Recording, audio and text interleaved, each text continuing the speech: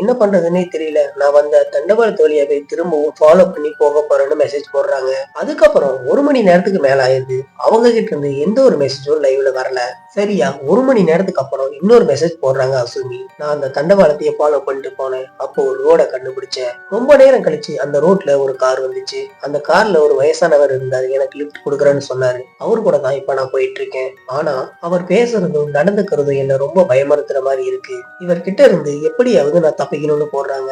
இதுதான் அசுமி லாஸ்டா அப்லோட் பண்ண கடைசி மெசேஜ். அதுக்கப்புறம் எந்த ஒரு மெசேஜும் வரல. இந்த விஷயம் சோசியல் மீடியால ரொம்ப பரபரப்பா பேசப்படுது. அசுமிக்கு என்னாச்சுன்னு எல்லாருமே விவாதிக்க ஆரம்பிக்கிறாங்க. அந்த சமயத்துல இந்த கிசாராக்கி ரயில்வே ஸ்டேஷன் எங்க இருக்குன்னு சர்ச் பண்ண ஆரம்பிக்கிறாங்க. ஆனா ஜப்பானோட ரயில்வே வரைபடத்துல தேடி பார்க்கும்போது கிசாராக்கின்னு ஒரு ரயில்வே ஸ்டேஷனை இல்லைங்கிறத கண்டுபிடிக்கிறாங்க. இந்த சம்பவத்தை பத்தி பல கருத்துக்கள் சொல்லப்படுது. அது என்னன்னா அந்த ட்ரெயின் போர்ட்டல் மூலியமா பயணமாயி வேற ஒரு டைமென்ஷனுக்கு போயிருக்குன்னு சொல்றாங்க.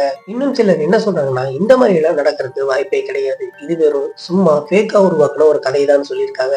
இந்த சம்பவத்தை மையமா வச்சு 2022 வருஷம் கிசாரேக்கி ஸ்டேஷன் ஒரு திகில் படத்தை ஜப்பான்ல வெளியிட்டு இருக்காங்க.